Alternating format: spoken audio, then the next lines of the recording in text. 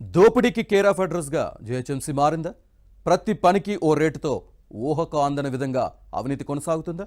ఏసీబీకి చిక్కుతున్న don't care అంటున్నారు ఎందుకు?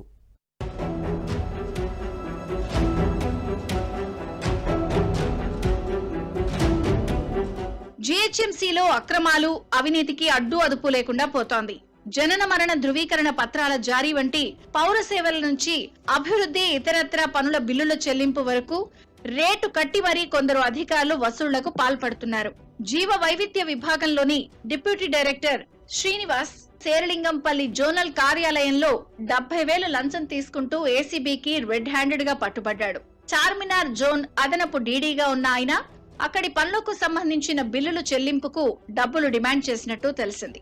మొక్కల పెంపకం, ప్లాంటేషన్, ల్యాండ్స్కేప్, గార్డెన్ల వంటి చిన్నా చితకా పనులు చేసే యూపీడీ విభాగంలోనే 70,000 డిమాండ్ చేశారంటే 100 కోట్ల పనులు చేసే ఇతర విభాగాల్లో అవినీతి ఊహకందని విధంగా సాగుతోంది.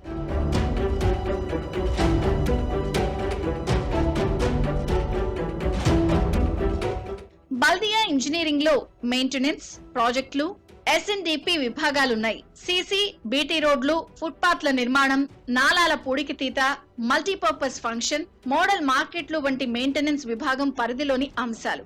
ఆయా పనులకు సంబంధించి కొన్ని సర్కిళ్లలో assistant executive engineer, deputy executive engineer, executive ఇంజనీర్లు 2 నుంచి 3% చొప్పున కమిషన్లు వసూలు చేస్తున్నారు. పెద్ద పనులైతే సూపరింటెండెంట్ ఇంజనీర్లకు వాటా తప్పనిసరి. ప్రాజెక్టుల విభాగంలోనూ కొందరు అధికారుల తీరుపై విమర్శలున్నాయి. ఇక నాలాల అభివృద్ధి, విస్తరణకు సంబంధించిన ఎస్ఎన్డిపిలో పలువురు అధికారుల హవా కొనసాగుతోంది. గతంలో ఈ విభాగంలో పనిచేసిన ఓ ఎస్ఈ తీరు వివాదాస్పదంగా మారింది.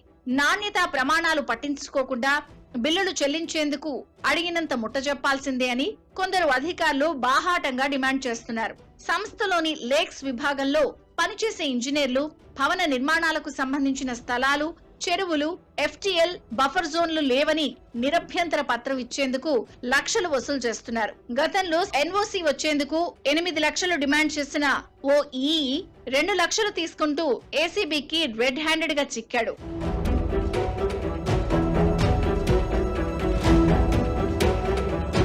పట్టణ ప్రణాళిక విభాగంలో కొందరు ఏసీపీ, సెక్షన్ ఆఫీసర్లు గతంలో ఆదాయానికి మించిన ఆస్తుల కేసులో అరెస్ట్ అయ్యారు. ఖైరతాబాద్ లో పనిచేసే ఓ ఏసీపీ ఇంట్లో సోదాలు నిర్వహించిన ఏసీబీ అధికారులు సబ్ రిజిస్ట్రార్ విలువ ప్రకారం 10 కోట్ల అక్రమాస్తులు కలిగి ఉన్నట్లు గుర్తించారు. బహిరంగ మార్కెట్లో ఆ ఆస్తుల విలువ 50 కోట్లకు పైగా ఉంటుందని అంచనా. ఎల్బీ నగర్ లో భవన నిర్మాణ అనుమతి జారీకి ఓ వ్యక్తి నుంచి 1.5 లక్షలు తీసుకుంటూ టౌన్ ప్లానింగ్ సూపర్వైజర్ ఏసీబీకి చిక్కారు. ఆమెతో పాటు ఓ అవుట్ సోర్సింగ్ ఉద్యోగి అవినీతి నిరోధక శాఖ అధికారులకు పట్టుబడ్డాడు. గతంలో శేరిలింగంపల్లి జోన్ సిటీ ప్లానర్, ఆయన బంధువులేళ్లలో సోదాలు చేసిన ఏసీబీ ఆదాయానికి మించి ఆస్తులున్నట్టు కేసు నమోదు చేశారు. టౌన్ ప్లానింగ్ లోని కొందరు అధికారుల అవినీతిపై ఇటీవల కూకట్పల్లి ఎమ్మెల్యే మాధవరం కృష్ణారావు, కమిషనర్ ఇలంబరిది, అదనపు చీఫ్ సిటీ ప్లానర్ గంగాధర్ కు ఫిర్యాదు చేశారు. అక్రమంగా అనుమతి తీసుకుని నిర్మించే భవన నిర్మాణదారులను స్థానిక అధికారులు ఇబ్బందులు పెడుతున్నారని పేర్కొన్నారు.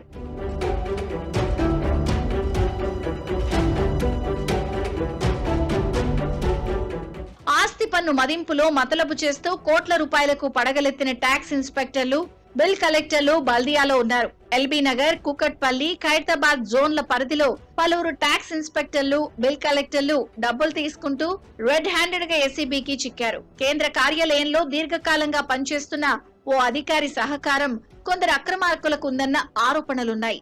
జనన మరణ ధృవీకరణ పత్రాల జారీలోనూ భారీగా అవకతవకలు జరుగుతున్నాయి. 5,000 నుంచి 10,000 ఇస్తే ఇతర రాష్ట్రాల్లో పుట్టిన వారికి ఇక్కడ జనన ధృవీకరణ పత్రాలు జారీ చేస్తున్నారు. ఏడాదిన్నర క్రితం జీహెచ్ఎంసీలో 28,000కు పైగా నకిలీ జనన మరణ ధృవీకరణ పత్రాలు జారీ చేసిన బాగోతం బయటపడింది.